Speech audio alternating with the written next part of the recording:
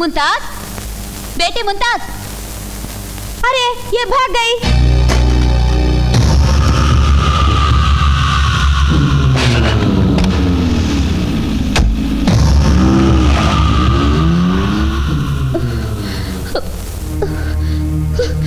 सलीम भाई, आओ बेटी, जल्दी अंदर आओ। बाबा, बाबा, बाबा, बाबा, क्या हुआ बाबा को? बाबा, आ गई बेटी। అల్లా అల్లా నన్ను పిలుస్తున్నాడమ్మా. ఈ ఊపిరి ఆగిపోయే ముందు నిన్ను చూస్తానో లేదో నన్ను భయపడ్డాను. నీకు ముఖ్య రహస్యం చెప్పాలి అజీజ్ భాయ్. जाओ सब जाओ जाओ यहाँ से जाओ. బేటీ, నువ్వు నమ్మలేని ఓ పచ్చి నిజం నీకు ఇప్పుడు చెప్పాలి. లేకపోతే ఆ సత్యం నాతోనే సమాధైపోతుంది.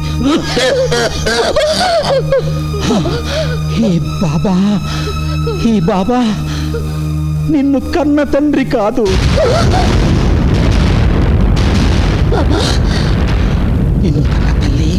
నిన్ను కన్న తల్లి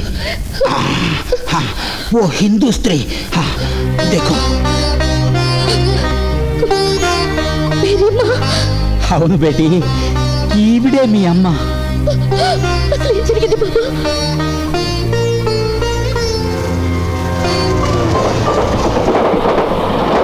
చాలా కాలం క్రితం నేను హైదరాబాద్ నుంచి తిరిగి ఆగ్రా వస్తూ రైల్లోంచి దూకి ఆత్మహత్య చేసుకోబోతున్న మీ అమ్మని కాపాడాను. తనకి జరిగిన అన్యాయాన్ని విని జాలిపడి మా ఇంటికి తీసుకొచ్చాను.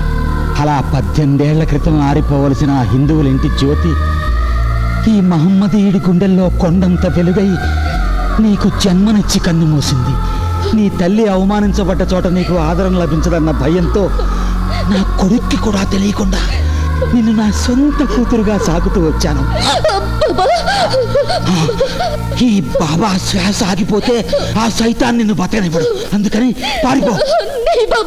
నీ ప్రియుణ్ణి కలుసుకుని సుఖంగా ఉండు. ఆ అల్లా నీకు తోడుగా ఉంటాడు. అడిగో, ఆ సైతాన్ వచ్చేస్తున్నాడు. వెళ్ళిపోయి కలిసి వెళ్ళిపో బేటీ. జాओ జాओ. ఏ పుట్టే చోకరీ కాయ్. నేను నీ కన్న తండ్రిని అయినా కూడా నీ కాళ్ళు పట్టుకుంటాను. బేటీని వెళ్ళిపోని. చూడో బుట్టే, చూడో చూడు. అరే ఓ భాగ్ జాతీ హై. చూడ్ చూడ్.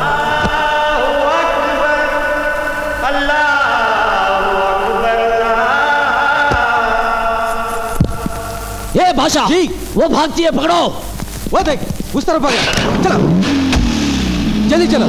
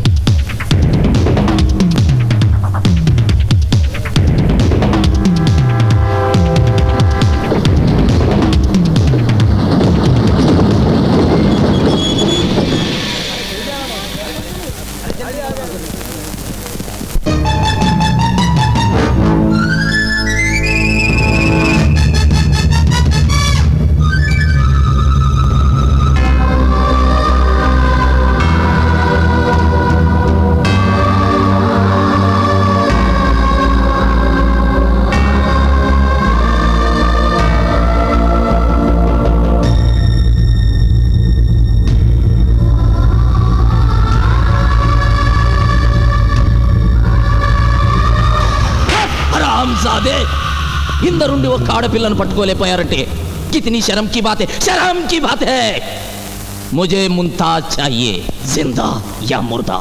దాన్ని కానీ దాని శవాన్ని కానీ రేపు తెల్లారేలోగా నా కాళ్ళ దగ్గర పడేయకపోయారంటే సబ్కో సబ్కో సబ్కో ఖతం కర్ డాలుగా. जाओ ढूंढो उसे। రాస్కెల్ 10 మందిలో నా పరువుని బద్దలు కొట్టాడు, నా ప్రతిష్టని బజారుకి ఇచ్చాడు. అసలు ఈ అనర్థాలంటికి కారణం నువ్వు. ఒక్కగానొక్క కొడుకు, వంశోద్ధారకుడు అంటూ వాడి మీద ఈగ వాలనీయకుండా ప్రతిదానికి వాడిని వెనకేసుకొచ్చావు. నీ అలుసు చూసుకుని ఈనాడు మందిని కథని ఇల్లు దగ్గర వెళ్ళిపోయాడు.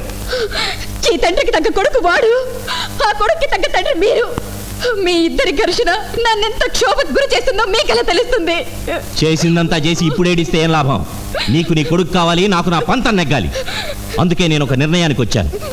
వాడిని అప్పగించిన వాళ్ళకి 10 లక్షల రూపాయలు బహుమానమని దేశంలో ఉన్న అన్ని పత్రికల్లో ప్రకటిస్తాను, రేడియోలో టీవీలో ప్రచారం చేయిస్తాను.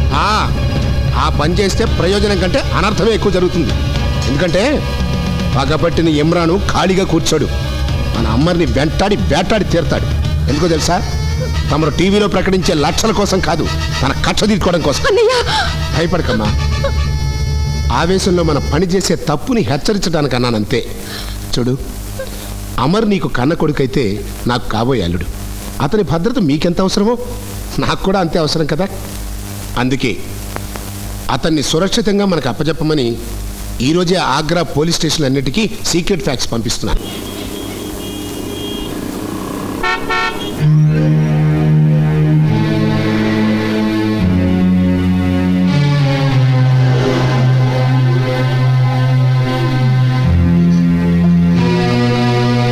ఏ పొరి, వస్తావా? పోదాం.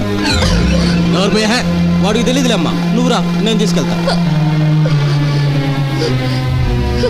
నేను ఎక్కడికి వెళ్ళాలో నాకే తెలీదు. ఏయ్, ఎక్కడికి పోతావే?